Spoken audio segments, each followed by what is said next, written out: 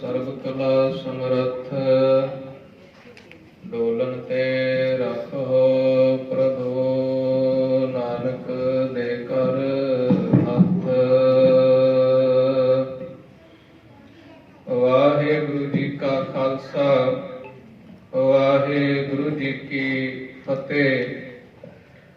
ਸਤਿਗੁਰੂ ਧੰਨ ਧੰਨ ਸ੍ਰੀ ਗੁਰੂ ਗ੍ਰੰਥ ਸਾਹਿਬ ਜੀ ਮਹਾਰਾਜ ਜੀ ਦੀ ਪਾਵਨ ਹਜ਼ੂਰੀ ਵਿੱਚ ਸੁਭਾਏਮਾਨ ਗੁਰੂ ਰੂਪ ਖਾਲਸਾ ਸਾਧ ਸੰਗਤ ਜੀ, ਅਸੀਂ ਸਾਰੇ ਹੀ ਪ੍ਰੀਤ ਨਗਰ ਦੇ ਇਸ ਪਾਵਨ ਅਸਥਾਨ ਗੁਰੂ ਘਰ ਵਿਖੇ ਸੰਧਿਆ ਵੇਲੇ ਦੇ ਚੱਲ ਰਹੇ ਇਹਨਾਂ ਵਿਸ਼ੇਸ਼ ਦੀਵਾਨਾਂ ਦੀ ਹਾਜ਼ਰੀ 1 ਨਵੰਬਰ ਤੋਂ ਭਰ ਰਹੇ ਹਾਂ। ਸਤਿਗੁਰੂ ਜੀ ਦੀ ਕਿਰਪਾ, ਪੰਥ ਦੇ ਪਾਰਸ ਗਿਆਨੀ, ਆਪ ਦੇ ਅੰਬਾਲੇ ਸ਼ਹਿਰ ਦੇ ਰਤਨ ਸਿੰਘ ਸਾਹਿਬ ਗਿਆਨੀ ਸ਼ੇਰ ਸਿੰਘ ਜੀ ਬੁੱਢਾ ਦਲ ਵਾਲਿਆਂ ਨੇ, ਉਹਨਾਂ ਦੀ ਪ੍ਰੇਰਣਾ ਦੇ ਸਦਕਾ ਉਹਨਾਂ ਤੋਂ ਵਰਸਾਏ ਹੋਏ ਡਾਕਟਰ ਸੁਪ੍ਰੀਤ ਸਿੰਘ ਅਤੇ ਉਹਨਾਂ ਦੇ ਜਿੰਨੇ ਵੀ ਸਾਥੀ ਨੇ, ਉਹਨਾਂ ਸਾਰੇ ਸਾਥੀਆਂ ਨੇ ਸ੍ਰੀ ਗੁਰੂ ਤੇਗ ਬਹਾਦਰ ਸਾਹਿਬ ਹਿੰਦ ਕੀ ਚਾਦਰ, ਧਰਮ ਦੀ ਧੁਜਾ, ਸਤਿਗੁਰੂ ਜੀ ਦੇ 400 ਸਾਲਾ ਪ੍ਰਕਾਸ਼ ਦਿਹਾੜੇ ਨੂੰ ਸਮਰਪਿਤ ਇਹ ਦੀਵਾਨ 1 ਨਵੰਬਰ ਤੋਂ 19 ਦਸੰਬਰ 2020 ਤੱਕ ਉਲੀਕੇ ਹਨ। ਵਧਾਈ ਦੇ ਪਾਤਰ ਨੇ ਡਾਕਟਰ ਸੁਪ੍ਰੀਤ ਸਿੰਘ ਜੀ, ਇਹਨਾਂ ਦੇ ਸਾਥੀ, ਤੇ ਵਿਸ਼ੇਸ਼ ਧੰਨਵਾਦ ਸਿੰਘ ਸਾਹਿਬ ਗਿਆਨੀ ਸ਼ੇਰ ਸਿੰਘ ਜੀ ਦਾ, ਜਿਨ੍ਹਾਂ ਦੀ ਪ੍ਰੇਰਣਾ ਹੈ। ਸ੍ਰੀ ਗੁਰੂ ਗ੍ਰੰਥ ਸਾਹਿਬ ਜੀ ਦੀ ਕਿਰਪਾ ਦੇ ਸਦਕਾ ਐਸੇ ਪ੍ਰੋਗਰਾਮ ਚੱਲਦੇ ਰਹਿਣ, ਪੰਥ ਦੇ ਵਿੱਚ ਸਤਿਗੁਰੂ ਸਾਹਿਬ ਜੀ ਦੇ ਗੁਰਪੁਰਬ ਮਨਾਏ ਜਾਂਦੇ ਰਹਿਣ। ਇਹ ਜਿਤਨੇ ਵੀ ਸਮਾਗਮ ਨੇ ਸਾਡੇ ਹਿਰਦੇ ਵਿੱਚ ਧਰਮ ਦੀ ਭਾਵਨਾ ਨੂੰ ਹਰਿਆ ਕਰਕੇ ਰੱਖਦੇ ਹਨ। ਅੱਜ ਭਾਵੇਂ ਸਾਧ ਸੰਗਤ ਜੀ ਟੀਵੀਆਂ ਦੇ ਵਿੱਚ, ਮੋਬਾਈਲਾਂ ਦੇ ਵਿੱਚ, ਕੰਪਿਊਟਰ ਦੇ ਵਿੱਚ ਬੜੀ ਸੁਵਿਧਾ ਹੈ, ਅਸੀਂ ਘਰ ਬੈਠੇ ਹੀ ਦਰਬਾਰ ਸਾਹਿਬ ਤੋਂ ਮੁਖਵਾਕ ਦੀ ਕਥਾ ਸੁਣ ਸਕਦੇ ਹਾਂ। ਅਸੀਂ ਘਰ ਬੈਠੇ ਹੀ ਅਮਰੀਕਾ ਦੇ ਕਿਸੇ ਗੁਰਦੁਆਰੇ ਦੇ ਵਿੱਚ ਹੋ ਰਹੀ ਆਸਾ ਦੀ ਵਾਰ ਦਾ ਕੀਰਤਨ ਸੁਣ ਸਕਦੇ ਹਾਂ।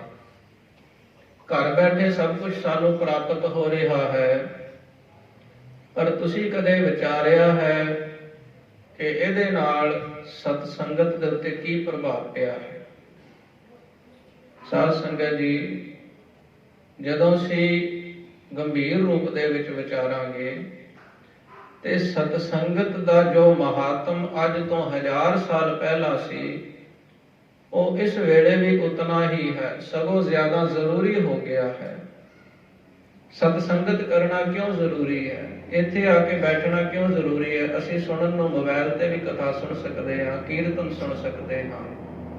ਸਤ ਸੰਗਤ, ਸਾਧ ਸੰਗਤ ਦਾ ਮਹਾਤਮ ਹੈ ਗੁਰੂ ਕੇ ਪਿਆਰਿਓ, ਜੋ 1000 ਸਾਲ ਪਹਿਲਾਂ ਸੀ, ਅੱਜ ਵੀ ਉਹੀ ਹੈ ਤੇ ਅੱਗੇ ਆਉਣ ਵਾਲੇ ਸਮੇਂ ਦੇ ਵਿੱਚ ਹੋਰ ਵੀ ਵਧੇਗਾ। ਕਿਉਂ ਵਧੇਗਾ? ਕਿਉਂਕਿ ਸਤ ਸੰਗਤ, ਸਾਧ ਸੰਗਤ ਦੇ ਵਿੱਚ ਬੈਠ ਕਰਕੇ ਮਨੁੱਖ ਨੂੰ ਹੰਕਾਰ ਨਹੀਂ ਹੁੰਦਾ। ਅਸੀਂ ਸਾਰੇ ਬੈਠੇ ਆ ਨਾ, ਸਾਡੇ ਵਿੱਚੋਂ ਕੁਝ ਗੁਰੂ ਪਿਆਰੇ ਕੇਵਲ ਨਿਤਨੇਮ ਕਰਦੇ ਹੋਣਗੇ, ਕੁਝ ਸੁਖਮਨੀ ਸਾਹਿਬ ਜੀ ਦਾ ਪਾਠ ਕਰਦੇ ਹੋਣਗੇ, ਤੇ ਜਿਵੇਂ ਜਿਵੇਂ ਮਨੁੱਖ ਬਾਣੀ ਦਾ ਪਾਠ ਜਾਪ ਕਰਦਾ, ਤਿਵੇਂ ਤਿਵੇਂ ਮਨ ਦੇ ਵਿੱਚ ਜਿਹੜੀਆਂ ਤਰੰਗਾਂ ਨੇ ਉਹ ਅਹੰਕਾਰ ਕਰ ਬੈਠਦੀਆਂ ਨੇ। ਇੱਕ ਅਮੀਰ ਆਦਮੀ ਆਪਣੇ ਧਨ ਦਾ ਹੰਕਾਰ ਕਰ ਲੈਂਦਾ ਹੈ, ਇਸੇ ਤਰ੍ਹਾਂ ਬਾਣੀ ਪੜ੍ਹਨ ਵਾਲਾ ਵੀ ਭਾਵੇਂ ਉਹ ਨਾ ਕਹੇ, ਕਿਧਰੇ ਨਾ ਕਿਧਰੇ ਮਨ ਦੇ ਵਿੱਚ ਇਹ ਗੱਲ ਜ਼ਰੂਰ ਆਉਂਦੀ ਹੈ ਕਿ ਮੈਂ ਸੁਖਮਨੀ ਸਾਹਿਬ ਦਾ ਪਾਠ ਕਰਦਾ, ਮੈਂ ਵਿਸ਼ੇਸ਼ ਹਾਂ। ਤੇ ਜਦੋਂ ਅਸੀਂ ਗੁਰੂ ਕੀ ਹਜ਼ੂਰੀ ਵਿੱਚ ਸਤ ਸੰਗਤ ਵਿੱਚ ਬੈਠਦੇ ਹਾਂ ਤੇ ਸਾਡਾ ਇਹ ਫੁਰਨਾ ਅਹੰਕਾਰ ਦਾ ਫੁਰਨਾ ਇਹ ਨਾਸ ਹੋ ਜਾਂਦਾ। ਸਾਨੂੰ ਪਤਾ ਲੱਗਦਾ ਹੈ ਕਿ ਜੇ ਮੈਂ ਇੱਕ ਪਾਠ ਸੁਖਮਨੀ ਸਾਹਿਬ ਦਾ ਕਰਦਾ ਹਾਂ ਤੇ ਮੇਰੇ ਨਾਲੋਂ 2 ਪਾਠ ਹੋਰ ਕਰਨ ਵਾਲੇ ਵੀ ਬੈਠੇ ਨੇ, ਜੇ ਕੋਈ 2 ਕਰਦਾ 3 ਵਾਲੇ ਬੈਠੇ ਨੇ। ਸਤਸੰਗਤ ਦਾ ਇਹ ਮਹਾਤਮ ਹੈ ਜੋ ਗੁਰੂ ਸਾਹਿਬ ਜੀ ਦੇ ਵੇੜੇ ਔਰ ਉਸ ਤੋਂ ਪਹਿਲਾਂ ਵੀ ਇਤਨਾ ਹੀ ਸੀ ਤੇ ਆਉਣ ਵਾਲੇ ਸਮੇਂ ਦੇ ਵਿੱਚ ਵੀ ਇਤਨਾ ਰਹੇਗਾ। ਜਿਉਂ-ਜਿਉਂ ਇਹ ਸੋਸ਼ਲ ਮੀਡੀਆ ਦਾ ਪਸਾਰਾ ਜ਼ਿਆਦਾ ਵਧੇਗਾ, ਸਤਸੰਗਤ ਕਰਨੀ ਉਤਨੀ ਹੀ ਜ਼ਿਆਦਾ ਜ਼ਰੂਰੀ ਹੋ ਜਾਵੇਗੀ। ਗੁਰੂ ਕੇ ਪਿਆਰਿਓ, ਇੱਥੇ ਆ ਕੇ ਸ਼ਾਂਤੀ ਮਿਲਦੀ ਹੈ। ਸੋ ਗੁਰੂ ਕੇ ਪਿਆਰਿਓ, ਇਹ ਹੈ ਸਤਸੰਗਤ ਦਾ, ਸਾਧ ਸੰਗਤ ਦਾ ਮਹਾਤਮ। ਗੁਰੂ ਕਿਰਪਾ ਦੇ ਦੁਆਰਾ ਤੁਸੀਂ ਸਾਰੇ ਸ੍ਰੀ ਗੁਰੂ ਤੇਗ ਬਹਾਦਰ ਸਾਹਿਬ ਮਹਾਰਾਜ ਜੀ ਦਾ ਇਤਿਹਾਸ ਵਾਰਤਕ ਰੂਪ ਦੇ ਵਿੱਚ ਸਰਵਣ ਕਰ ਰਹੇ ਹੋ। ਸਾਡੇ ਕੋਲ ਸ੍ਰੀ ਗੁਰੂ ਤੇਗ ਬਹਾਦਰ ਸਾਹਿਬ ਜੀ ਦਾ ਜੋ ਸਭ ਤੋਂ ਵੱਡਾ ਲਿਖਿਆ ਹੋਇਆ ਇਤਿਹਾਸ ਹੈ, ਉਹ ਕੇਵਲ ਤੋਂ ਕੇਵਲ ਗੁਰਪ੍ਰਤਾਪ ਸੂਰਜ ਗ੍ਰੰਥ ਵਿੱਚ ਹੀ ਮੌਜੂਦ ਹੈ। ਬਹੁਤ ਸਾਰੇ ਵਿਦਵਾਨਾਂ ਨੇ ਹੋਰ ਵੀ ਇਤਿਹਾਸ ਆਪਣੇ ਢੰਗ ਦੇ ਨਾਲ ਲਿਖੇ ਨੇ, ਪਰ ਜਿਤਨਾ ਵਿਸਤਾਰ ਕਵੀ ਸੰਤੋਖ ਸਿੰਘ ਜੀ ਨੇ ਕੀਤਾ ਉਤਨਾ ਕਿਸੇ ਨੇ ਵੀ ਨਹੀਂ। ਸੋ ਜਿਵੇਂ ਦਾਸ ਨੂੰ ਹੁਕਮ ਹੋਇਆ ਇਸ ਸਥਾਨ ਤੇ ਇਤਿਹਾਸ ਵਾਰਤਕ ਸੁਣ ਰਹੇ ਹਾਂ। ਆਪ ਜੀ ਨੇ ਸੁਣਿਆ ਕਿਵੇਂ ਧੀਰ ਮੱਲ ਨੇ ਸ੍ਰੀ ਗੁਰੂ ਤੇਗ ਬਹਾਦਰ ਸਾਹਿਬ ਜੀ ਦੇ ਨਾਲ ਈਰਖਾ ਕਰਕੇ ਸਤਿਗੁਰੂ ਜੀ ਦੇ ਉੱਤੇ ਗੋਲੀ ਚਲਵਾਈ। ਗੋਲੀ ਵੀ ਕਿਸ ਢੰਗ ਨਾਲ ਚਲਵਾਈ, ਜਿਵੇਂ ਅੱਜ ਕੱਲ੍ਹ ਅਸੀਂ ਫਿਲਮਾਂ ਦੇ ਵਿੱਚ, ਨਾਟਕਾਂ ਦੇ ਵਿੱਚ ਵੇਖਦੇ ਹਾਂ। ਬਹੁਤ ਸਾਰੇ ਪਾਪੀ ਲੋਕ ਇਕੱਠੇ ਹੋ ਕੇ ਬੰਦੂਕ ਲੈ ਕੇ, ਹੋਰ ਵੀ ਸ਼ਸਤਰ ਅਸਤਰ ਲੈ ਕਰਕੇ ਚਲੇ ਗਏ। ਉਹਨਾਂ ਨੇ ਸਤਿਗੁਰੂ ਜੀ ਨੂੰ ਮਾਰਨ ਦਾ ਪੂਰਾ ਇਰਾਦਾ ਬਣਾਇਆ ਹੋਇਆ ਸੀ, ਪਰੰਤੂ ਉਹ ਵਾਹਿਗੁਰੂ ਜੋ ਕਰੇ ਉਹ ਹੁੰਦਾ ਹੈ। ਮਨੁੱਖ ਦੇ ਕੀਤਿਆਂ ਇੱਕ ਪੱਤਾ ਵੀ ਹਿਲਦਾ ਨਹੀਂ। ਮਾਤਾ ਨਾਨਕੀ ਜੀ ਨੇ ਅੱਗੇ ਹੋ ਕਰਕੇ ਉਹਨਾਂ ਦੁਰਾਚਾਰੀਆਂ ਨੂੰ, ਉਹਨਾਂ ਪਾਪੀਆਂ ਨੂੰ ਬਹੁਤ ਲਾਹਨਤਾਂ ਪਾਈਆਂ, ਦੂਰ ਕੀਤਾ।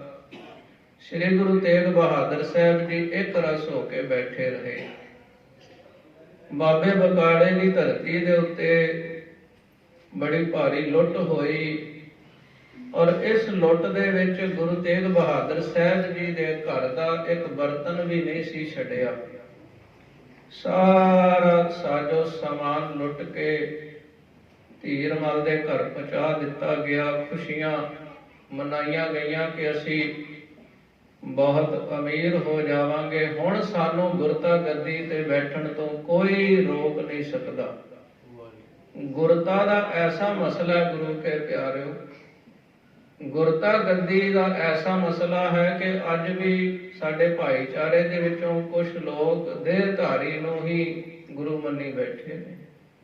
ਗੁਰਤਾ ਦਾ ਐਸਾ ਇਹ ਸਾਧ ਸੰਗਤ ਜੀ ਵਿਗੜਿਆ ਹੋਇਆ ਕਾਰਜ ਹੈ। ਨੇਤਰਾਂ ਤੋਂ ਵੇਖ ਕਰਕੇ ਵੀ ਜੋ ਨਾ ਵੇਖ ਸਕੇ, ਸਤਿਗੁਰੂ ਜੀ ਨੇ ਬਾਣੀ ਦੇ ਵਿੱਚ ਉਸ ਨੂੰ ਅੰਧਾ ਮੂਰਖ ਆਖਿਆ। ਅਸੰਖ ਮੂਰਖ ਅੰਧ ਘੋਰ, ਕੋਈ 15ਵਾਂ, ਕੋਈ 16ਵਾਂ, ਕੋਈ 17ਵਾਂ ਚੱਲ ਰਿਹਾ ਹੈ। ਗੁਰੂ ਸਾਹਿਬ ਜੀ ਨੇ ਹੁਕਮ ਕੀਤਾ ਸੀ, ਸਭ ਸਿੱਖਣ ਕੋ ਹੁਕਮ ਹੈ, ਗੁਰੂ ਮਾਨਿਓ ਗ੍ਰੰਥ। ਗ੍ਰੰਥ ਸਾਹਿਬ ਨੂੰ ਗੁਰਤਾ ਗੱਦੀ ਪ੍ਰਾਪਤ ਹੈ, ਬਾਣੀ ਨੂੰ ਗੁਰਤਾ ਗੱਦੀ ਪ੍ਰਾਪਤ ਹੈ। ਸੋ ਧੰਨ ਗੁਰੂ ਤੇਗ ਬਹਾਦਰ ਸਾਹਿਬ ਜੀ ਤੇ ਗੋਲੀ ਚਲੀ। ਮਾਤਾ ਜੀ ਕਹਿਣ ਲੱਗੇ, ਪੁੱਤਰ ਜੀ, ਸਾਡੇ ਘਰ ਦੇ ਵਿੱਚ ਸਾਰਾ ਸਾਜੋ ਸਮਾਨ ਲੁੱਟ ਗਿਆ, ਪਰ ਤੁਸੀਂ ਅਡੋਲ ਬੈਠੇ ਹੋ, ਤੁਹਾਡੇ ਚਿਹਰੇ ਦੇ ਉੱਤੇ ਕੋਈ ਫਿਕਰ ਨਹੀਂ, ਕੋਈ ਸ਼ਿਕਨ ਨਹੀਂ ਹੈ। ਉਸ ਵੇਲੇ ਗੁਰੂ ਤੇਗ ਬਹਾਦਰ ਸਾਹਿਬ ਮਹਾਰਾਜ ਜੀ ਕਹਿਣ ਲੱਗੇ, ਮਾਤਾ ਜੀ, ਸਾਡੇ ਪਾਸ ਉਹ ਧਨ ਹੈ ਜਿਹੜਾ ਲੁੱਟਿਆਂ ਤੋਂ ਹੋਰ ਵੱਧ ਜਾਂਦਾ ਹੈ।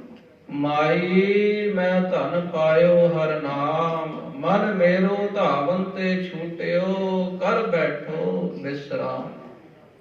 ਇਹ ਉਹ ਧਨ ਹੈ ਜਿਤਨਾ ਲੁਟਾਈਏ ਉਤਨਾ ਵੱਧ ਜਾਂਦਾ ਹੈ। ਜਿਤਨੀ ਇਸ ਦੀ ਲੁੱਟ ਹੋਵੇਗੀ ਉਤਨਾ ਇਹ ਧਨ ਵਧੇਗਾ। ਇਹ ਬਾਹਰਲਾ ਧਨ ਅੱਜ ਹੈ ਕੱਲ ਨੂੰ ਘਟਦਾ ਘਟਦਾ ਘਟਦਾ। ਵੱਡੇ ਵੱਡੇ ਧਨਾੜ ਆਦਮੀ ਇਸ ਕਰੋਨਾ ਦੀ ਬਿਮਾਰੀ ਦੇ ਵਿੱਚ ਸੜਕ ਤੇ ਆ ਗਏ, ਅਸੀਂ ਵੇਖਦੇ ਹਾਂ। ਤੇ ਗੁਰੂ ਕੇ ਪਿਆਰਿਓ, ਇਸ ਮਹਾਮਾਰੀ ਦੇ ਵਿੱਚ ਜਿਤਨੇ ਵੀ ਸਰੀਰ ਇਕੱਠੇ ਹੋਏ ਆ ਨਾ, ਇਹ ਆਪਣੇ ਆਪ ਨੂੰ ਵੱਡਿਆਂ ਭਾਗਾਂ ਵਾਲੇ ਜਾਣੋ, ਕਿਉਂਕਿ ਸੰਸਾਰ ਦੀ ਜੋ ਪੋਜੀਸ਼ਨ ਚੱਲ ਰਹੀ ਹੈ, ਇੱਕ ਘਰ ਦੇ ਵਿੱਚ ਇਕੱਠੇ ਹੋ ਕੇ ਬਹਿਣਾ ਮੁਸ਼ਕਲ ਹੋ ਗਿਆ। ਸਾਨੂੰ ਗੁਰੂ ਸਾਹਿਬ ਜੀ ਨੇ ਸਤ ਸੰਗਤ ਬਖਸ਼ੀ ਹੈ। ਇਹ ਐਸੀ ਪੋਜੀਸ਼ਨ ਹੈ, ਐਸੀ ਕਿਰਪਾ ਹੈ ਜੋ ਹਰੇਕ ਦੇ ਜੀਵਨ ਦੇ ਵਿੱਚ ਨਹੀਂ ਹੈ। ਮੌਜੂਦਾ ਹਾਲਾਤ ਨੂੰ ਵੇਖਦਿਆਂ ਇਹ ਗੱਲ ਕਹਿਣੀ ਬਣਦੀ ਹੈ ਕਿ ਕੋਈ ਪਾਵਰ ਹੈ ਜਿਸ ਪਾਵਰ ਦੇ ਕਰਕੇ ਇਹ ਧਰਤੀ ਟਿਕੀ ਹੋਈ ਹੈ, ਬਿਮਾਰੀਆਂ ਰੁਕੀਆਂ ਹੋਈਆਂ ਨੇ। ਵਾਹਿਗੁਰੂ ਹੈ। ਸੋ ਮਾਤਾ ਜੀ ਦੇ ਕਹਿਣ ਤੋਂ ਧੰਨ ਗੁਰੂ ਤੇਗ ਬਹਾਦਰ ਸਾਹਿਬ ਜੀ ਨੇ ਇਹ ਜਵਾਬ ਦਿੱਤਾ। ਦੋ ਸਿੱਖਾਂ ਨੇ ਜਾ ਕੇ ਮੱਖਣ ਸ਼ਾਹ ਲੁਬਾਣੇ ਨੂੰ ਸ਼ਿਕਾਇਤ ਕੀਤੀ, ਉਲਾਂਭਾ ਦਿੱਤਾ ਕਿ ਤੁਸੀਂ ਗੁਰੂ ਸਾਹਿਬ ਜੀ ਨੂੰ ਪ੍ਰਗਟ ਕੀਤਾ, ਉਹਨਾਂ ਨੂੰ ਭੇਟਾਵਾਂ ਦਿੱਤੀਆਂ ਤੇ ਅੱਜ ਉਹ ਭੇਟਾਵਾਂ ਹੀ ਗੁਰੂ ਕੇ ਜਾਨ ਦੇ ਦੁਸ਼ਮਣ ਬਣ ਬੈਠੀਆਂ ਸਨ। ਇਤਨਾ ਭਾਰੀ ਹਮਲਾ ਬਾਬੇ ਬਕਾਲੇ ਹੋ ਗਿਆ, ਲੋਕ ਦੇਖ ਕੇ ਦੰਗ ਸਨ। ਮੱਖਣ ਸ਼ਾਹ ਲੁਬਾਣੇ ਨੇ ਗੁਰੂ ਕੇ ਪਿਆਰਿਓ ਆਪਣੇ ਨਾਲ 500 ਬਹਾਦਰ ਜਿਹੜੇ ਨਾਲ ਸਨ ਉਹ ਨਾਲ ਲਏ ਤੇ ਜਾ ਕੇ ਧੀਰਮਲ ਦੇ ਗ੍ਰਹਿ ਵਿਖੇ ਹਮਲਾ ਕੀਤਾ। ਹੁਣ ਜੇ ਅਸਲ ਬਹਾਦਰ ਹੁੰਦੇ ਤੇ ਮੁਕਾਬਲਾ ਕਰਦੇ, ਪਰ ਉਹ ਅਸਲ ਬਹਾਦਰ ਨਹੀਂ ਸਨ। ਇੱਕ ਹੁੰਦੇ ਨੇ ਬਹਾਦਰ ਤੇ ਇੱਕ ਹੁੰਦੇ ਨੇ ਡਰਾਮਾ ਕਰਨ ਵਾਲੇ। ਜਿਹੜੇ ਅਸਲ ਬਹਾਦਰ ਹੁੰਦੇ ਨੇ ਉਹ ਨਾ ਤਾਂ ਡੋਲਦੇ ਨੇ ਤੇ ਨਾ ਆਪਣੇ ਨਾਲ ਨੂੰ ਡੋਲਣ ਦਿੰਦੇ ਨੇ, ਤੇ ਜਿਹੜੇ ਡਰਾਮੇਬਾਜ਼ ਹੋਣ ਆਪ ਪਹਿਲਾਂ ਡੋਲਦੇ ਨੇ ਤੇ ਦੂਜੇ ਨੂੰ ਆਪਣੇ ਨਾਲ ਉਹਦੇ ਪੈਰ ਥੜਕਾ ਦਿੰਦੇ ਨੇ। ਜੋ ਧੀਰਮਲ ਨੂੰ ਕਹਿੰਦੇ ਸਨ ਕਿ ਧੀਰਮਲ ਤੂੰ ਇਹ ਕੰਮ ਕਰ, ਉਹ ਤੇਗੇ ਦੇ ਨਾਲ ਕੌਣ ਹੈ? ਉਹਨਾਂ ਨੇ ਸਭ ਤੋਂ ਪਹਿਲਾਂ ਹਥਿਆਰ ਸੁੱਟੇ। ਕਹਿਣ ਲੱਗੇ ਮੱਖਣ ਸ਼ਾਹ ਲੁਬਾਣਾ ਆਪਣੀ ਫੌਜ ਨਾਲ ਆ ਰਿਹਾ, ਇਹ ਹੁਣ ਕੀ ਬਣੇਗਾ? ਨਾ ਤੇ ਲੜਨਾ ਬਣ ਕੇ ਆ ਸਕਦਾ, ਨਾ ਅਸੀਂ ਛੁਪ ਸਕਦੇ ਹਾਂ। ਹੁਣ ਕੀ ਬਣੇਗਾ? ਹੱਥਾਂ ਪੈਰਾਂ ਦੀ ਪੈ ਗਈ।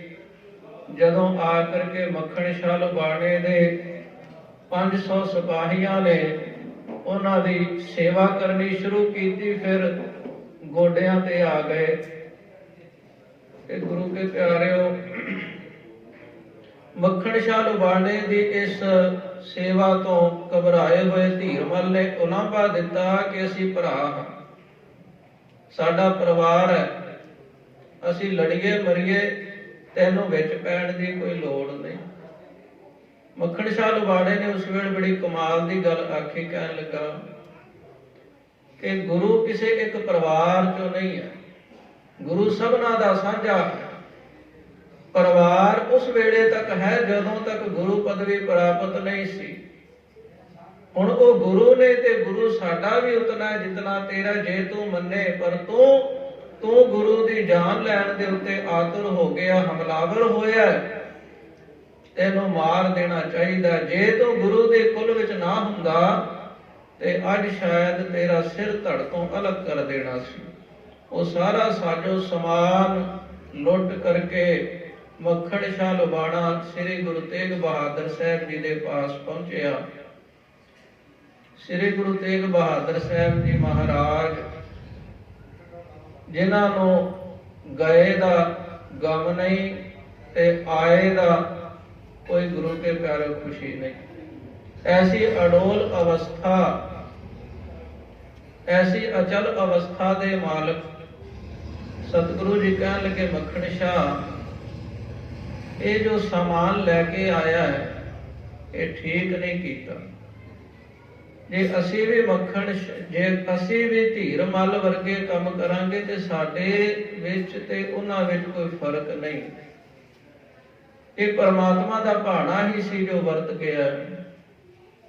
ਸੋ ਗੁਰੂ ਕੇ ਪਿਆਰਿਓ, ਉਸ ਵੇਲੇ ਸਤਿਗੁਰੂ ਮਹਾਰਾਜ ਜੀ ਨੇ ਮੱਖਣ ਸ਼ਾਹ ਲੁਬਾਣੇ ਨੂੰ ਉਪਦੇਸ਼ ਦਿੱਤਾ। ਕਹਿਣ ਲੱਗੇ, ਮੱਖਣ ਸ਼ਾਹ, ਇਹ ਜਿਤਨਾ ਵੀ ਸੰਸਾਰ ਦੇ ਵਿੱਚ ਲੜਾਈ ਝਗੜਾ ਚੱਲ ਰਿਹਾ ਹੈ, ਸਾਡੇ ਵੀ ਕੰਮ ਦੀ ਗੱਲ ਹੈ, ਪੱਲੇ ਬੰਨਿਓ। ਇਹ ਸਾਰੇ ਦਾ ਕਾਰਨ ਹੈ ਕਾਮਨਾ, ਜਿਹਨੂੰ ਕਹਿੰਦੇ ਨੇ ਕਾਮਨਾ। ਸਭ ਤੋਂ ਪਹਿਲਾਂ ਕਾਮਨਾ ਜਨਮ ਲੈਂਦੀ ਹੈ ਧਨ ਕਮਾਉਣ ਦੀ, ਔਰ ਜਿਤਨਾ ਜ਼ਿਆਦਾ ਹੋ ਸਕੇ ਧਨ ਕਮਾਇਆ ਜਾਵੇ ਉਤਨਾ ਹੀ ਘੱਟ ਹੈ, ਤੇ ਜਿਤਨਾ ਜ਼ਿਆਦਾ ਧਨ ਆ ਜਾਂਦਾ ਹੈ ਉਤਨੇ ਜ਼ਿਆਦਾ ਹੋਰ ਧਨ ਕਮਾਉਣ ਦੀ ਕਾਮਨਾ ਵੱਧਦੀ ਜਾਂਦੀ ਹੈ। ਜਦੋਂ ਧਨ ਪ੍ਰਾਪਤ ਨਹੀਂ ਹੁੰਦਾ ਫਿਰ ਕ੍ਰੋਧ ਹਾਵੀ ਹੋ ਜਾਂਦਾ ਹੈ। ਉਪਦੇਸ਼ ਦੇ ਕਰਕੇ ਸਤਿਗੁਰੂ ਤੇਗ ਬਹਾਦਰ ਸਾਹਿਬ ਜੀ ਨੇ ਮੱਖਣ ਸ਼ਾਹ ਲੁਬਾਣੇ ਦੀ ਕਲਿਆਣ ਕੀਤੀ। ਤੇ ਮਤਾ ਖਿਆਲ ਕਰਿਓ ਕਿ ਇਹ ਉਪਦੇਸ਼ ਕੇਵਲ ਮੱਖਣ ਸ਼ਾਹ ਵਾਸਤੇ ਹੀ ਸੀ, ਨਹੀਂ। ਇਤਿਹਾਸ ਜਿਤਨਾ ਗੁਰੂ ਕੇ ਪਿਆਰਿਓ ਪੜ੍ਹਨ ਦਾ ਯਤਨ ਕੀਤਾ ਜਾਵੇ ਉਤਨਾ ਹੀ ਲਾਭਕਾਰੀ ਸਿੱਧ ਹੁੰਦਾ ਹੈ। ਇਤਿਹਾਸ ਨੂੰ ਇਤਿਹਾਸ ਨਾ ਜਾਣੋ, ਹਿਸਟਰੀ ਨੂੰ ਹਿਸਟਰੀ ਨਾ ਜਾਣੋ, ਇਹ ਸਾਡਾ ਫਿਊਚਰ ਹੈ। ਤੁਸੀਂ ਮਨ ਵਿੱਚ ਸਵਾਲ ਕਰੋਗੇ ਕਿ ਸਾਡਾ ਫਿਊਚਰ ਹਿਸਟਰੀ ਕਿਵੇਂ ਹੋ ਸਕਦੀ ਹੈ? ਗੁਜ਼ਰ ਗਿਆ ਸਮਾਂ ਸਾਡਾ ਭਵਿੱਖਤ ਕਾਲ ਕਿਵੇਂ ਹੋ ਸਕਦਾ ਹੈ?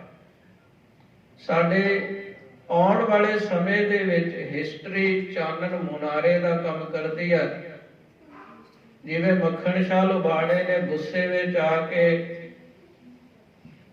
ਧੀਰ ਮੱਲ ਦੀ ਸੇਵਾ ਕੀਤੀ, ਸਾਡੇ ਜੀਵਨ ਵਿੱਚ ਵੀ ਬਹੁਤ ਵਾਰ ਐਸਾ ਹੀ ਸਮਾਂ ਪ੍ਰਮਾਤਮਾ ਬਣਾ ਜਾਂਦਾ ਹੈ। ਤੇ ਜਦੋਂ ਐਸਾ ਸਮਾਂ ਬਣਦਾ ਫਿਰ ਅਸੀਂ ਵੀ ਮੱਖਣ ਸ਼ਾਹ ਲੁਬਾਣੇ ਵਰਗਾ ਕੰਮ ਕਰਦੇ ਹਾਂ। ਪਰ ਜੇ ਅਸੀਂ ਹਿਸਟਰੀ ਪੜ੍ਹੀ ਹੋਵੇਗੀ ਤੇ ਸਾਨੂੰ ਪਤਾ ਹੋਵੇਗਾ ਕਿ ਇਹ ਸਾਰਾ ਦਾਰੋ ਮਦਾਰ, ਇਹ ਬੀਜ ਕਿੱਥੋਂ ਪੈਦਾ ਹੋਇਆ। ਇਹ ਸਾਰੇ ਦਾ ਸਾਰਾ ਕੰਮ ਕੇਵਲ ਤੋਂ ਕੇਵਲ ਕਾਮਨਾ ਤੋਂ ਪੈਦਾ ਹੋਇਆ ਹੈ।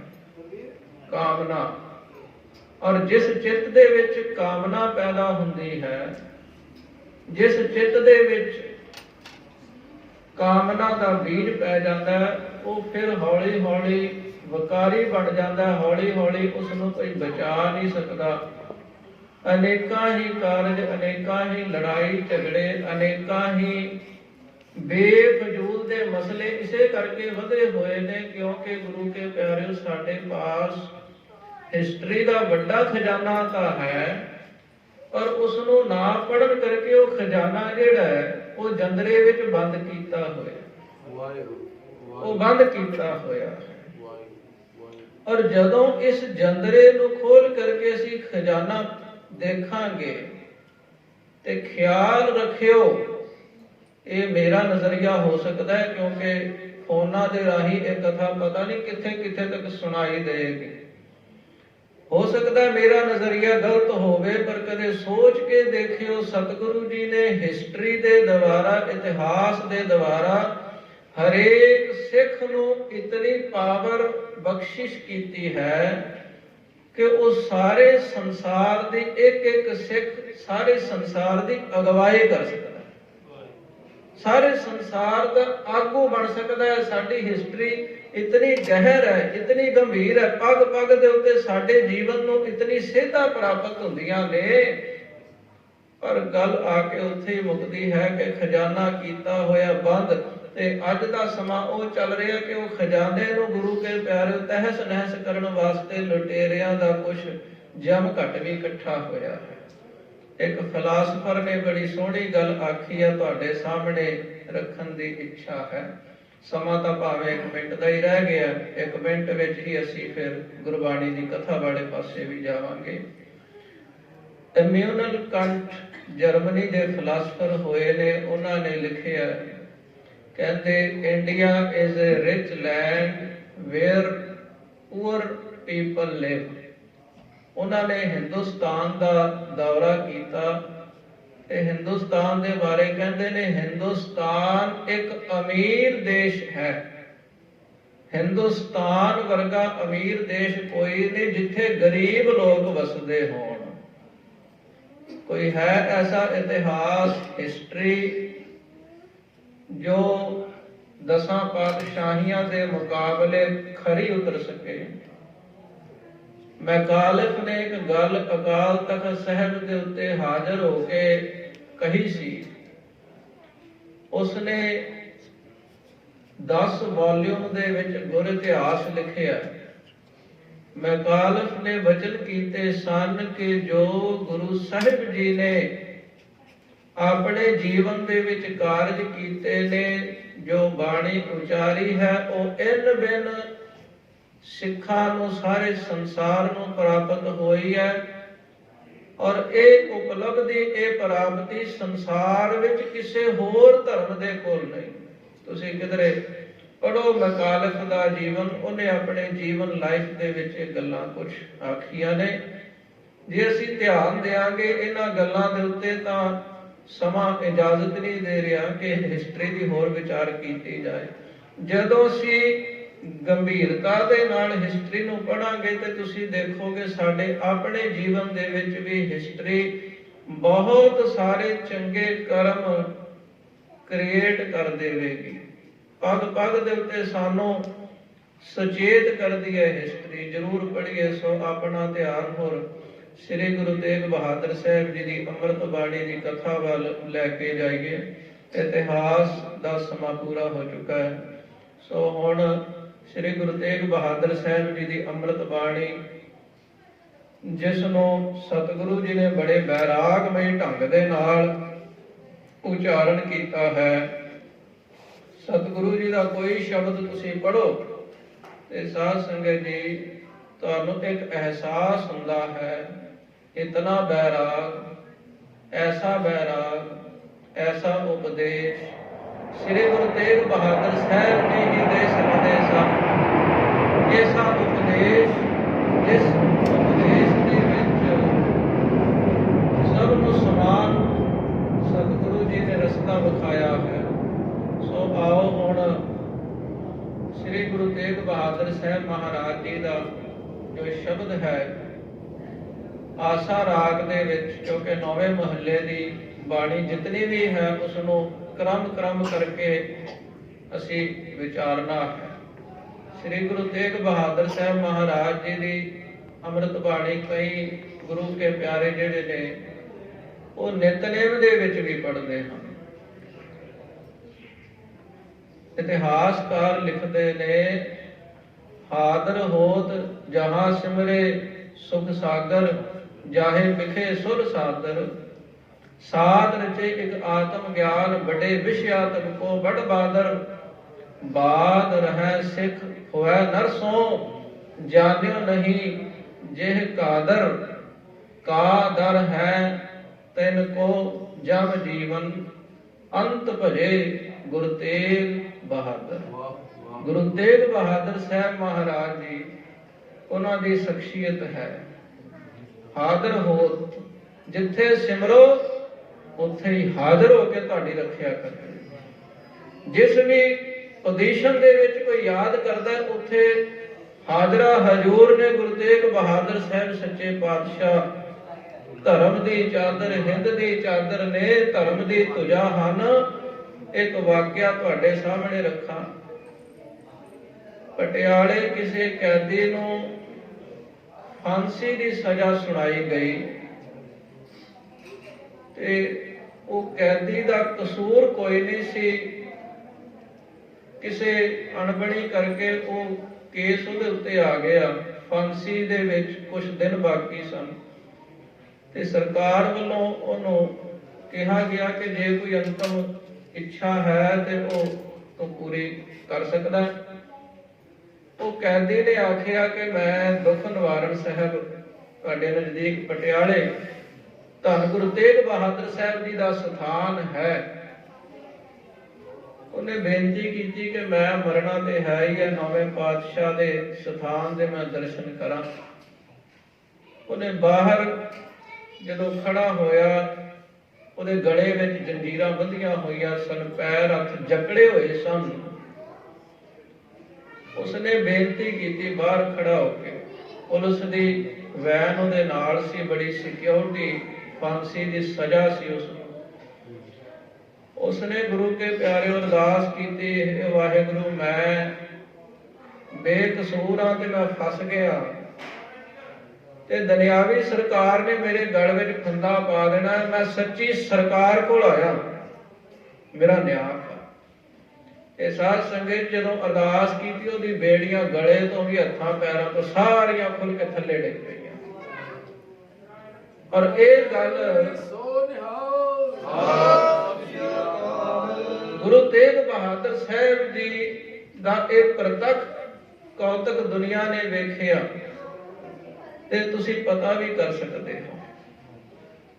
ਜਦੋਂ ਉਹ ਬੇੜੀਆਂ ਖੁੱਲੀਆਂ, ਸਾਰੇ ਹੈਰਾਨ ਹੋ ਗਏ। ਇਹ ਗੱਲ ਕੋਰਟ ਤੱਕ ਪਹੁੰਚੀ, ਉਹਦੀ ਫਾਂਸੀ ਮਾਫ ਹੋ ਗਈ ਸੀ।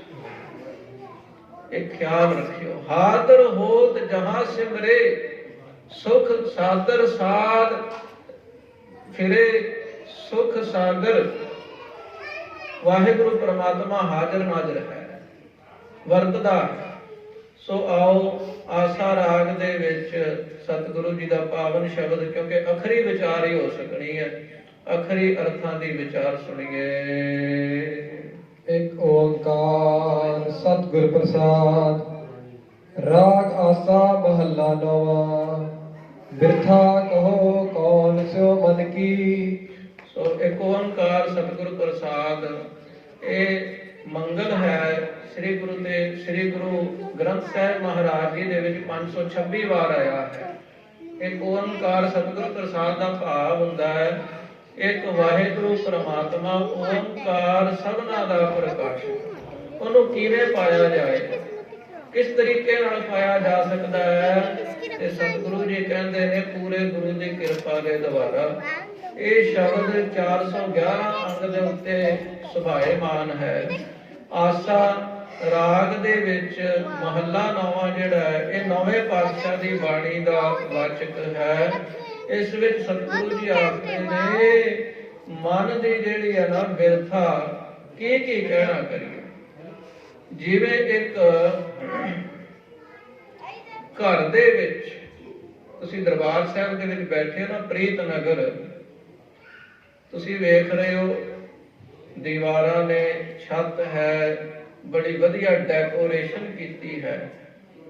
ਤੁਸੀਂ ਆ ਬਲਬ ਗਿਣ ਸਕਦੇ ਹੋ, ਟਿਊਬਾਂ ਗਿਣ ਸਕਦੇ ਹੋ, ਪੱਖੇ ਗਿਣ ਸਕਦੇ ਹੋ, ਪਰੰਤੂ ਤੁਸੀਂ ਗੁਰੂ ਕੇ ਪਿਆਰਿਓ ਇਸ ਦਰਬਾਰ ਸਾਹਿਬ ਦੇ ਵਿੱਚ ਲੱਗੀਆਂ ਹੋਈਆਂ ਇੱਟਾਂ ਤੇ ਰੇਤ ਕਿਤਨਾ ਲੱਗਿਆ ਹੈ,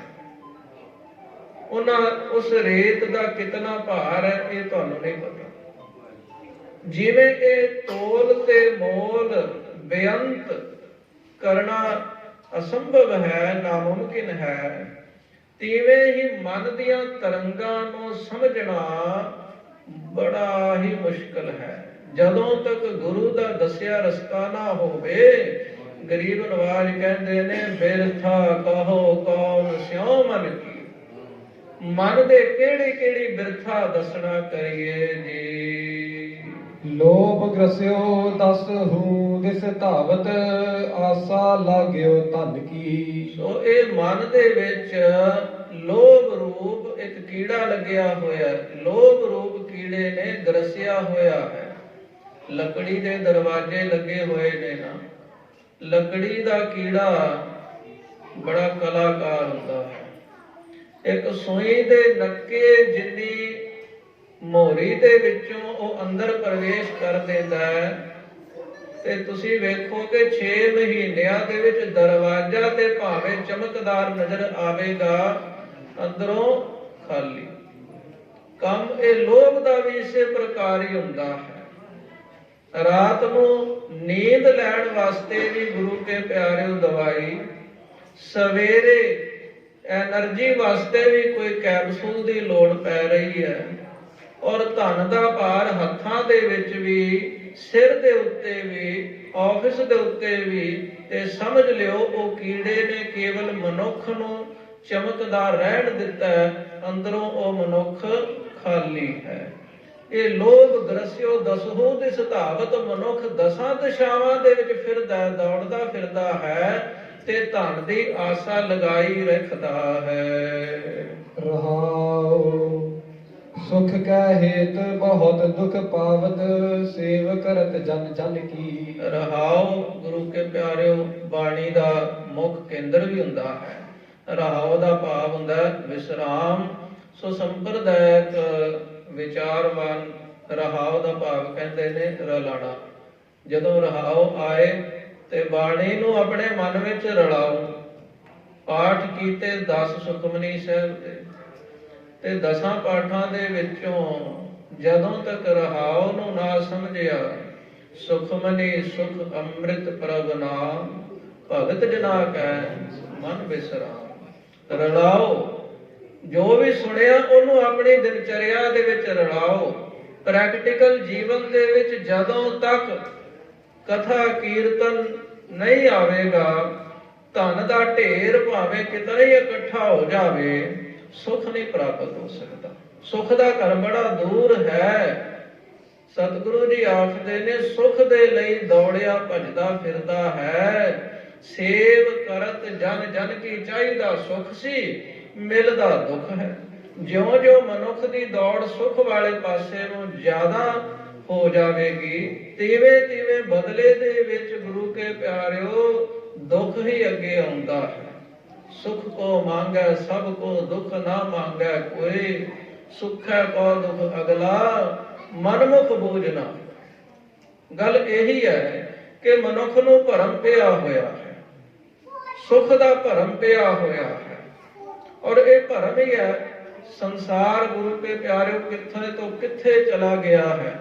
ਤੁਸੀਂ ਕਿਧਰੇ ਆਪਣੇ ਦਾਦੇ ਦਾ ਜੀਵਨ, ਪੜਦਾਦੇ ਦਾ ਜੀਵਨ ਵੇਖੋਗੇ, ਉਹਨਾਂ ਦੇ ਮਨ ਵਿੱਚ ਜੋ ਟਿਕਾ ਸੀ, ਜੋ ਸੰਤੋਖ ਸੀ, ਉਹ ਸੰਤੋਖ ਘਟਦਾ ਘਟਦਾ ਘਟਦਾ ਇੱਥੇ ਤੱਕ ਆ ਗਿਆ ਹੈ, ਇੱਥੇ ਤੱਕ ਆ ਗਿਆ ਹੈ। ਦਾਸ ਨੇ ਤਾਂ ਸੁਣਿਆ ਹੀ ਹੈ ਕਿ ਜਿਹੜੇ ਬਾਹਰਲੇ ਦੇਸ਼ ਦੇ ਵਿੱਚ ਬਜ਼ੁਰਗ ਚੜ੍ਹਾਈ ਕਰ ਜਾਂਦੇ ਨੇ, ਉਹਨਾਂ ਦਾ ਸੰਸਕਾਰ ਭੋਗ ਇੱਕੋ ਦਿਨ ਸੰਡੇ ਨੂੰ ਸਾਰਾ ਕੰਮ ਮੁੱਕ ਜਾਂਦਾ ਹੈ।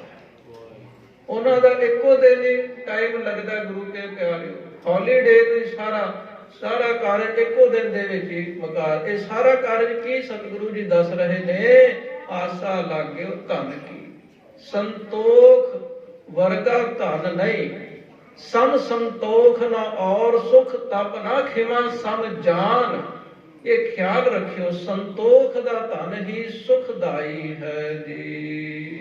द्वार है द्वार स्वार जो डोलत, नह सुध राम भजन की। ਇਹ द्वार है द्वार, ਹਰੇਕ ਦਰ ਦੇ ਉੱਤੇ ਜਾ ਕਰਕੇ ਕੂਕਰ ਦੀ ਨਿਆਈ ਡੋਲਦਾ ਫਿਰਦਾ ਹੈ। ਵੈਸੇ ਤਾਂ ਕੁੱਤਾ ਵੀ ਗੁਰੂ ਕੇ ਪਿਆਰਿਓ ਕਿਧਰੇ ਨਾ ਕਿਧਰੇ ਸੁਖ ਪ੍ਰਾਪਤ ਕਰ ਲੈਂਦਾ ਹੈ। ਕੁੱਤੇ ਦੀ ਵਡਿਆਈ ਵੀ ਗੁਰੂ ਤੇਗ ਬਹਾਦਰ ਸਾਹਿਬ ਜੀ ਨੇ 9ਵੇਂ ਮਹੱਲੇ ਦੇ ਸ਼ਲੋਕਾਂ ਦੇ ਵਿੱਚ ਕੀਤੀ ਹੈ। ਪਰੰਤੂ ਉਹ ਕੁੱਤਾ ਜੋ ਬਹੁਤਾ ਤ੍ਰਿਸ਼ਨਾ ਵਾਸ਼ਨਾ ਦੇ ਵਿੱਚ ਲੱਗ ਕਰਕੇ ਫਿਰਦਾ ਹੈ ਨਾ, ਕੁੱਤੇ ਦਾ ਇੱਕ ਦ੍ਰਿਸ਼ਟਾਂਤ ਦੱਸਦੇ ਹੁੰਦੇ ਨੇ। ਕਹਿੰਦੇ ਇੱਕ ਕੁੱਤੇ ਨੂੰ ਬਹੁਤ ਭੁੱਖ ਲੱਗੀ ਤੇ ਉਸਨੇ ਸਾਹਮਣੇ ਹੱਡੀ ਵੇਖੀ। ਜਦੋਂ ਹੱਡੀ ਵੇਖੀ ਤੇ ਹੱਡੀ ਨੂੰ ਉਹ ਮੂੰਹ ਦੇ ਵਿੱਚ ਪਾ ਕੇ ਚੱਟਣ ਲੱਗਿਆ। ਹੱਡੀ ਸੁੱਕੀ ਹੋਈ ਸੀ, ਉਸ ਦੀ ਕੁਛ ਨੁੱਕਰ ਜਿਹੜੀ ਹੈ ਉਸਦੇ ਜਬਾੜੇ ਦੇ ਵਿੱਚ ਲੱਗੀ। ਹੁਣ ਕੁੱਤੇ ਦੇ ਜਬਾੜੇ ਵਿੱਚ ਜਦੋਂ ਹੱਡੀ ਵੱਜੀ, ਉਸ ਦਾ ਲਹੂ ਬਾਹਰ ਆ ਗਿਆ। ਉਸਨੇ ਸਮਝਿਆ ਕਿ ਹੱਡੀ ਦੇ ਵਿੱਚੋਂ ਲਹੂ ਆ ਰਿਹਾ ਹੈ। ਜਦੋਂ ਲਹੂ ਨਜ਼ਰ ਆਇਆ ਤੇ ਉਹਦੀ ਲਾਰ ਹੋਰ ਜ਼ਿਆਦਾ ਟਪਕ ਪਈ। ਉਹ ਜਿਤਨਾ ਹੱਡੀ ਨੂੰ ਜ਼ਿਆਦਾ ਚਬਾਉਂਦਾ ਹੈ, ਉਹਦਾ ਮੂੰਹ ਦਾ ਲਹੂ ਹੱਡੀ ਨੂੰ ਜ਼ਿਆਦਾ ਲੱਗਦਾ ਹੈ, ਉਹਨੂੰ ਜ਼ਿਆਦਾ ਆਨੰਦ ਆਉਂਦਾ ਹੈ। ਔਰ ਇਹ ਹਾਲਤ ਗੁਰੂ ਕੇ ਪਿਆਰਿਓ ਅੱਜ ਸੰਸਾਰ ਦੇ ਵਿੱਚ 99% ਐਸੇ ਹੀ ਹਾਲਤ ਦੇ ਲੋਕ ਵੇਖੇ ਜਾ ਰਹੇ ਨੇ। ਐਸੇ ਹਾਲਤ ਦੇ ਵਿੱਚ ਹੀ ਸੰਸਾਰ ਜੀ ਰਿਹਾ ਹੈ, ਜਿਸ ਹਾਲਤ ਦਾ ਜ਼ਿਕਰ ਗੁਰੂ ਤੇਗ ਬਹਾਦਰ ਸਾਹਿਬ ਜੀ ਕਰਦੇ ਨੇ। ਇਹ ਕੁੱਤੇ ਦੀ ਨਿਆਈ ਤੇ ਫਿਰਦਾ ਹੈ, ਪਰ ਪਰਮੇਸ਼ਰ ਦਾ ਨਾਮ ਨਹੀਂ ਜਪਦਾ ਹੈ। ਮਾਨਸ ਜਨਮ ਕਾਰਜ ਖੋਵਤ, ਲਾਜਾ ਲੋਕ ਹਸਨ ਕੀ। ਫਿਰ ਇਸਨੇ ਮਨੁੱਖਾ ਦੇਹੀ ਨੂੰ ਅਕਾਰਜ ਹੀ ਅਜਾਇ ਗਵਾ ਦਿੱਤਾ ਹੈ ਤੇ ਲੋਕਾਂ ਦੇ ਹੱਸਣ ਦੀ ਵੀ ਕੋਈ ਇਹ ਪਰਵਾਹ ਨਹੀਂ ਕਰਦਾ ਕਿ ਮੇਰੀ ਲੋਕਾਂ ਦੇ ਵਿੱਚ ਹਸਾਈ ਹੋ ਰਹੀ ਹੈ। ਲੋਕ ਜਿਹੜੇ ਸਿਆਣੇ ਲੋਕ ਨੇ ਨਾ, ਜੋ ਕਿਸੇ ਗ੍ਰੰਥ ਨੂੰ ਪੜ੍ਹਨ ਵਾਲੇ ਨੇ, ਕਿਸੇ ਧਰਮ ਕਰਮ ਨੂੰ ਕਰਨ ਵਾਲੇ ਨੇ, ਉਹ ਲੋਕ ਦੇਖ ਕੇ ਹੈਰਾਨ ਹੁੰਦੇ ਨੇ ਕਿ ਇਹ ਅਖੀਰ ਹੋ ਕੀ ਰਿਹਾ ਹੈ ਸੰਸਾਰ ਦੇ ਵਿੱਚ। ਨਾਨਕ ਹਰ ਜਸ ਕਿਉ ਨਹੀਂ ਗਾਵਤ, ਕੁਮਤ ਬਿਨਾਸੈ ਤਨ ਕੀ। ਸੋ ਸਤਿਗੁਰੂ ਜੀ ਇਹ ਸ਼ਬਦ ਦੀ ਸੰਪੂਰਨਤਾ ਵਿੱਚ ਆਖਦੇ ਨੇ ਕਿ ਪਰਮਾਤਮਾ ਦਾ ਨਾਮ ਕਿਉਂ ਨਹੀਂ ਜਪਦਾ ਭਾਈ, ਜਿਹਦੇ ਨਾਲ ਤੇਰੀ ਕੁਮਤ, ਜਿਹਦੇ ਨਾਲ ਤੇਰੀ ਮਾੜੀ ਮਤ ਨਾਸ਼ ਹੋਣੀ ਹੈ ਨਾ, ਤੇ ਉਹ ਤੂੰ ਜਪਿਆ ਕਰ, ਮਾੜੀ ਮਤ ਨਾਸ਼ ਹੋਵੇਗੀ। ਵੈਸੇ ਮਨੋਵਿਗਿਆਨ ਇਹ ਕਹਿੰਦਾ ਹੈ ਕਿ ਮਨੁੱਖ ਦੇ ਜੀਵਨ ਦੇ ਵਿੱਚ ਸਭ ਤੋਂ ਪਹਿਲਾਂ ਸਾਧ ਸੰਗਤ ਜੀ ਸੰਕਲਪ ਬਣਦਾ ਹੈ। ਸੰਕਲਪ ਤੋਂ ਅੱਗੇ ਵਿਚਾਰ ਬਣਦੇ ਨੇ, ਤੇ ਵਿਚਾਰ ਤੋਂ ਅੱਗੇ ਸੰਸਕਾਰ ਬਣਦੇ ਨੇ। ਸੰਸਕਾਰ ਬਣਨੇ ਬੜੇ ਮੁਸ਼ਕਲ ਨੇ। ਸੰਕਲਪ ਬਣਿਆ, ਇਤਨਾ ਭਾਰੀ ਬਿਮਾਰੀ ਦਾ ਟਾਈਮ ਚੱਲ ਰਿਹਾ, ਘਰ ਬੈਠੇ ਸੰਕਲਪ ਬਣਿਆ ਗੁਰਦੁਆਰੇ ਚਲੀਏ, ਤੇ ਗੁਰਦੁਆਰੇ ਆ ਗਏ, ਰੋਜ਼ਾਨਾ ਗੁਰਦੁਆਰੇ ਆ ਕੇ ਬੈਠੇ, ਤੇ ਵਿਚਾਰ ਵਿੱਚ ਤਬਦੀਲ ਹੋ ਜਾਂਦਾ ਹੈ। ਵਿਚਾਰ ਬਣਿਆ ਕਿ ਗੁਰਦੁਆਰੇ ਆਇਆ ਸਾਡਾ ਭਲਾ ਹੋਵੇਗਾ, ਵਿਚਾਰ ਬਣਿਆ, ਤੇ ਵਿਚਾਰ ਤੋਂ ਫਿਰ ਗੁਰੂ ਕੇ ਪਿਆਰਿਓ ਸੰਸਕਾਰ ਬਣ ਜਾਂਦੇ ਨੇ। ਸੰਸਕਾਰ ਬਣਨ ਦੇ ਵਿੱਚ ਬੜਾ ਟਾਈਮ ਲੱਗਦਾ ਹੈ। ਇੱਕ ਵਿਦਵਾਨ ਨੇ ਗੱਲ ਆਖੀ ਹੈ, ਕਹਿੰਦੇ thought is think and think is thought. ਦਿਖਣ ਵਾਲੀਆਂ ਚੀਜ਼ਾਂ ਉਹ ਕਿਸ ਵੇਲੇ ਵਿਚਾਰ ਸਨ, ਤੇ ਵਿਚਾਰ ਕਿਸੇ ਵੇਲੇ ਉਹ ਦਿਖਣ ਵਾਲੀਆਂ ਚੀਜ਼ਾਂ ਬਣ ਕੇ ਸਾਹਮਣੇ ਆਉਂਦੀਆਂ ਨੇ। ਇਸ ਲਈ ਸੰਸਕਾਰ ਬਣਾਉਣ ਦੇ ਲਈ ਬਾਰ-ਬਾਰ ਕਥਾ ਕੀਰਤਨ ਸੁਣਨਾ, ਬਾਰ-ਬਾਰ ਸੁਣਨਾ ਬੜਾ ਜ਼ਰੂਰੀ ਹੈ। ਪੰਚਦਸ਼ੀ ਗ੍ਰੰਥ ਵਿੱਚ ਲਿਖਿਆ, ਕਹਿੰਦੇ ਸਾਡੇ ਦਿਮਾਗ ਦੇ ਵਿੱਚ ਸਭ ਤੋਂ ਸੂਖਸ਼ਮ ਜਿਹੜੀ ਨਾੜੀ ਹੈ, ਉਹ ਸੂਖਸ਼ਮ ਨਾੜੀ ਦੇ ਵਿੱਚ ਜਦੋਂ ਗੱਲ ਪਹੁੰਚ ਜਾਂਦੀ ਹੈ, ਫਿਰ ਸੰਸਕਾਰ ਬਣਦਾ ਹੈ। ਤੇ ਕਈ ਵਾਰ ਅਸੀਂ ਪੰਜਾਬੀ ਕਹਾਵਤ ਸਿੱਧ ਕਰ ਦਿੰਦੇ ਆ, ਇੱਕ ਕੰਨ ਤੋਂ ਸੁਣਿਆ ਤੇ ਦੂਜੇ ਤੋਂ ਕੱਢ ਦਿੱਤਾ, ਉਹ ਨਾੜੀ ਤੱਕ ਤੇ ਗੱਲ ਪਹੁੰਚਦੀ ਨਹੀਂ।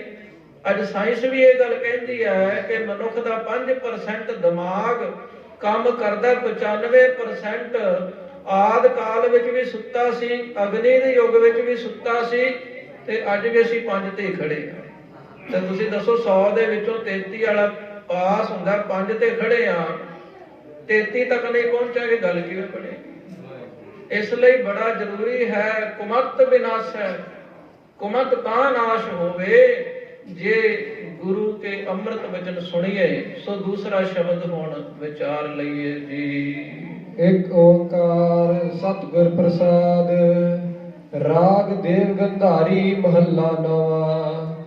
ਯਹ ਮਨ ਨੈਕ ਨਾ ਕਹਿਓ ਕਰੈ, ਸੀਖ ਸਿਖਾਏ ਰਹਿਓ ਆਪਣੀ ਸੀ, ਦੁਰਮਤ ਤੇ ਨ ਡਰੈ। ਸਤਿਗੁਰੂ ਤੇਗ ਬਹਾਦਰ ਸਾਹਿਬ ਜੀ ਦੀ ਅੰਮ੍ਰਿਤ ਬਾਣੀ ਜੋ ਦੇਵ ਗੰਧਾਰੀ ਰਾਗ ਦੇ ਵਿੱਚ ਆਰੰਭ ਹੋਈ ਹੈ। ਦੇਵ ਗੰਧਾਰੀ ਰਾਗ ਦੇ ਵਿੱਚ 536 ਅੰਗ ਦੇ ਉੱਤੇ ਸਤਿਗੁਰੂ ਜੀ ਉਚਾਰਦੇ ਨੇ, ਯਹ ਮਨ ਨੈਕ ਨਾ ਕਹਿਓ ਕਰੈ। ਦੇਖੋ ਮਨ ਕੈਸਾ ਹੈ, ਜਿਵੇਂ ਇੱਕ ਬੱਚਾ ਹੋਵੇ। ਹੁਣ ਅੱਜ ਪ੍ਰੈਜ਼ੈਂਟ ਦੀ ਗੱਲ ਕਰੀਏ ਨਾ, ਇਤਿਹਾਸਕਾਰ ਲਿਖ ਗਏ ਨੇ ਜੋ ਸਾਡਾ ਫਿਊਚਰ ਹੈ, ਤੇ ਉਹਨਾਂ ਦੀ ਗੱਲ ਨੂੰ ਜੇ ਅਸੀਂ ਪ੍ਰੈਕਟੀਕਲ ਜੀਵਨ ਦੇ ਵਿੱਚ ਵੇਖਾਂਗੇ ਤਾਂ ਅੱਜ ਵਰਤ ਰਿਹਾ ਹੈ। ਇੱਕ ਬੱਚੇ ਦਾ ਕੀ ਸੁਭਾਅ ਹੁੰਦਾ ਹੈ? ਬੱਚੇ ਨੇ ਪੁੱਛਿਆ ਜੀ ਆਹ ਸਵਾਲ ਦਾ ਕੀ ਜਵਾਬ ਹੈ? ਉਹਨੂੰ ਜਵਾਬ ਤੋਂ ਕੋਈ ਫਰਕ ਨਹੀਂ ਪੈਂਦਾ ਕਿ ਚੰਦਰਮਾ ਕਿੱਥੇ ਹੈ, ਉਹ ਸਾਹਮਣੇ ਕੀ ਹੈ। ਪਿਤਾ ਨੇ ਜਵਾਬ ਦਿੱਤਾ, ਬੱਚੇ ਨੂੰ ਕੋਈ ਫਰਕ ਨਹੀਂ ਪੈਂਦਾ, ਉਹਨੇ ਦੂਜਾ ਸਵਾਲ ਪੁੱਛ ਲਿਆ। ਅੱਜ ਸਾਡੇ ਧਾਰਮਿਕ ਭਾਈਚਾਰੇ ਦੇ ਵਿੱਚ ਉਹ ਬੱਚਿਆਂ ਵਾਲੀ ਗੱਲ ਆ ਗਈ ਹੈ। ਜਵਾਬ ਭਾਵੇਂ ਠੀਕ ਹੋਵੇ ਗਲਤ ਹੋਵੇ, ਸਵਾਲ ਅੱਗੇ ਤਿਆਰ ਹੈ। ਤੇ ਇਹ ਗੁਰੂ ਕੇ ਪਿਆਰੇ ਦੇ ਬਚਪਨਾ ਹੀ ਹੈ। ਧਾਰਮਿਕ ਦੁਨੀਆ ਦੇ ਵਿੱਚ ਇਸ ਤੋਂ ਵੱਡਾ ਬਚਪਨਾ ਕੋਈ ਨਹੀਂ ਕਿ ਕੇਵਲ ਸਵਾਲ ਹੀ ਰਹਿ ਜਾਣ। ਫਾਸਨ ਕੀ ਵਿਦ ਸਭ ਕੋ ਜਾਣੈ, ਛੂਟਣ ਕੀ ਕੋਈ। ਉਹ ਫਸਾਉਣ ਦੀ ਵਿਧੀ ਤਾਂ ਇੱਕ ਬੱਚਾ ਵੀ ਜਾਣਦਾ ਹੈ। ਗੱਲ ਤਾਂ ਬਣੇ ਜੇ ਕਿਸੇ ਨੂੰ ਸਿੱਧੇ ਮਾਰਗ ਤੇ ਤੋਰਿਆ ਜਾਵੇ। ਨਾਵੇਂ ਪਾਤਸ਼ਾਹ ਸਤਿਗੁਰੂ ਜੀ ਦਇਆ ਕਰਦੇ, ਇਹ ਮਨ ਇੱਕ ਗੱਲ ਵੀ ਸੁਣਦਾ ਨਹੀਂ। ਇਹਨੂੰ ਬਹੁਤ ਵਾਰ ਸਮਝਾਇਆ ਪਰ ਇਹ ਦੁਰਮਤ ਤੋਂ ਟਲਦਾ ਨਹੀਂ ਹੈ।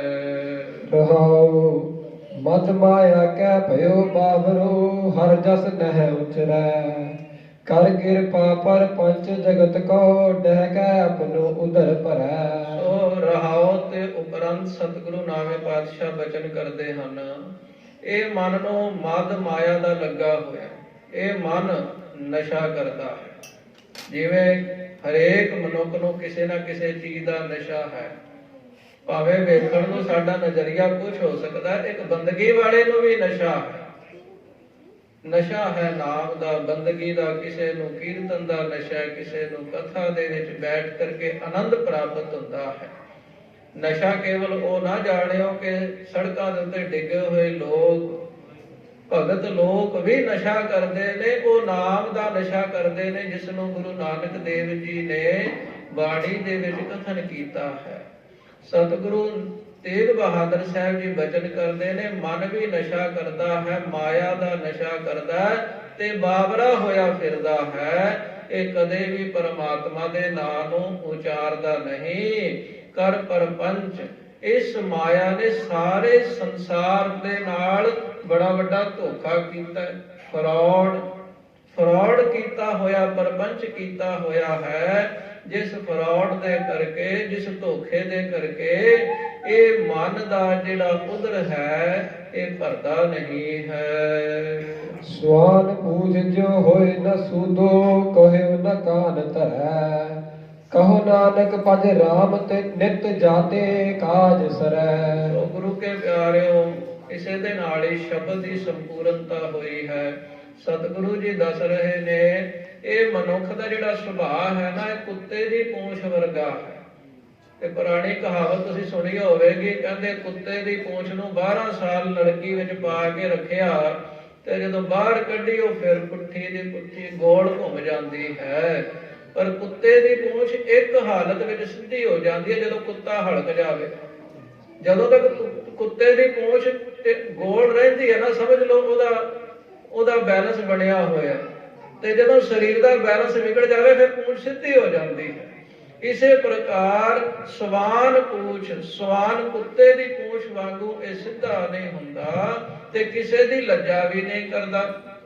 ਜਿਨ੍ਹਾਂ ਦਾ ਕੰਮ ਹੀ ਠੱਗੀ ਮਾਰਨਾ, ਚੋਰੀ ਚਕਾਰੀ, ਉਹ ਕਈ ਵਾਰ ਆਪਣੇ ਰਿਸ਼ਤੇਦਾਰਾਂ ਨੂੰ ਵੀ ਚਪਤ ਲਗਾਉਣ ਤੋਂ ਗਰੇਜ ਨਹੀਂ ਕਰਦੇ। ਔਰ ਅੱਜ ਤੁਸੀਂ ਟੀਵੀਆਂ ਦੇ ਵਿੱਚ, ਮੈਗਜ਼ੀਨਾਂ ਦੇ ਵਿੱਚ, ਅਖਬਾਰਾਂ ਦੇ ਵਿੱਚ ਚੰਗੀ ਤਰ੍ਹਾਂ ਪੜ੍ਹ ਸਕਦੇ ਹੋ। ਸਤਿਗੁਰੂ ਜੀ ਬਚਨ ਕਰਦੇ ਨੇ, ਇਹ ਗੁਰੂ ਕੇ ਪਿਆਰਿਓ ਭਗਤ ਜਨੋ, ਪ੍ਰੇਮੀ ਸੱਜਣੋ, ਪਰਮਾਤਮਾ ਦੇ ਨਾਮ ਨੂੰ ਜਪਿਆ ਕਰੋ, ਤੁਹਾਡੇ ਕੰਮ ਸਫਲੇ ਹੋਣਗੇ। 2-3 ਮਿੰਟ ਦਾ ਸਮਾਂ ਉੱਪਰ ਹੋ ਗਿਆ ਹੈ। ਸਮੇਂ ਦੇ ਮੁਤਾਬਕ ਹੀ ਚੱਲਣਾ ਚਾਹੀਦਾ ਹੈ। ਸਮੇਂ ਦੇ ਲਿਹਾਜ਼ ਨਾਲ ਆਪ ਜੀ ਤੋਂ ਖਿਮਾ ਦਾ ਜਾਚਕ ਹਾਂ। ਇਹ ਉਪਰਾਲਾ ਗੁਰੂ ਕੇ ਪਿਆਰਿਓ, ਜੋ ਸ੍ਰੀ ਗੁਰੂ ਗ੍ਰੰਥ ਸਾਹਿਬ ਮਹਾਰਾਜ ਜੀ ਦੀ ਕਿਰਪਾ ਦੇ ਸਦਕਾ ਇਹਨਾਂ ਗੁਰਮੁਖ ਪਿਆਰਿਆਂ ਦੇ ਹਿਰਦੇ ਵਿੱਚ ਵਸ ਕੇ ਸਤਿਗੁਰੂ ਜੀ ਕਰਵਾ ਰਹੇ ਨੇ, ਸਾਰੇ ਹੀ ਵਧਾਈ ਦੇ ਪਾਤਰ ਨੇ। ਤੇ ਆਪ ਸਾਰੀਆਂ ਸੰਗਤਾਂ ਵੀ ਵਧਾਈ ਦੇ ਪਾਤਰ ਹੋ, ਜੋ ਗੁਰਬਾਣੀ ਦੇ ਕਥਾ ਕੀਰਤਨ ਦੇ ਸਮਾਗਮ ਦੇ ਵਿੱਚ ਹਾਜ਼ਰੀ ਭਰਨ ਦੇ ਲਈ ਆਏ ਹੋ। ਤੁਹਾਡੀ ਸਾਰਿਆਂ ਦੀ ਹਾਜ਼ਰੀ ਸਤਿਗੁਰੂ ਗ੍ਰੰਥ ਸਾਹਿਬ ਜੀ ਮਹਾਰਾਜ ਪ੍ਰਵਾਨ ਕਰਨ। ਇੱਕ ਬੇਨਤੀ ਹੈ ਕਿ ਆਪ ਆਏ ਹੋ, ਕੋਈ ਨਾ ਕੋਈ ਅਵਗੁਣ ਇੱਥੇ ਛੱਡ ਕੇ ਜਾਓ, ਤੇ ਜੇ ਕੋਈ ਚੰਗੀ ਗੱਲ ਲੱਗੀ ਹੋਵੇ ਤੇ ਜ਼ਰੂਰ ਲੈ ਕੇ ਜਾਓ। 19 ਦਸੰਬਰ ਤੱਕ ਜਦੋਂ ਇਹ ਸਮਾਗਮ ਦੀ ਸੰਪੂਰਨਤਾ ਹੋਣੀ ਹੈ, ਤੁਹਾਡੇ ਜੀਵਨ ਦੇ ਵਿੱਚ ਬਦਲਾਅ ਆਉਣਾ ਚਾਹੀਦਾ, ਉਹ ਸਥਿਰਤਾ ਹੋਣੀ ਚਾਹੀਦੀ ਹੈ। ਜਿਸ ਕਾਰਜ ਨੂੰ ਲੈ ਕੇ, ਜਿਸ ਮਿਸ਼ਨ ਨੂੰ ਲੈ ਕੇ ਗੁਰੂ ਕੇ ਪਿਆਰਿਓ ਇਹ ਗੁਰਪੁਰਬ ਉਲੀਕੇ ਜਾਂਦੇ ਨੇ, ਇਹ ਜੋੜ ਮੇਲੇ ਉਲੀਕੇ ਜਾਂ ਕਾਹਦੇ ਨੇ, ਉਹ ਮਿਸ਼ਨ ਨੂੰ ਸਮਝੋ ਤੇ ਗੁਰੂ ਕਿਰਪਾ ਕਰੇ। ਉਮੀਦ ਹੈ, ਆਸ ਹੈ, ਜਿਸ ਦੇ ਉੱਤੇ ਇਹ ਧਰਤੀ ਖੜੀ ਹੈ। ਬਹੁਤੀਆਂ ਗੱਲਾਂ ਨਾ ਕਰਦਾ ਹੋਇਆ ਖਿਮਾ ਦਾ ਜਾਚਕ ਹਾਂ। ਦੇਹੋ ਸੱਜਣਾ ਸੀਸੜੀਆਂ ਜੋ ਹੋਵੇ ਸਹਿਬ ਸੇ ਮੇਲ ਗਜ ਵੱਜ ਕੇ ਫਤਿਹ ਬੁਲਾਓ। ਵਾਹਿਗੁਰੂ ਜੀ ਕਾ ਖਾਲਸਾ ਵਾਹਿਗੁਰੂ ਜੀ ਕੀ ਫਤਿਹ।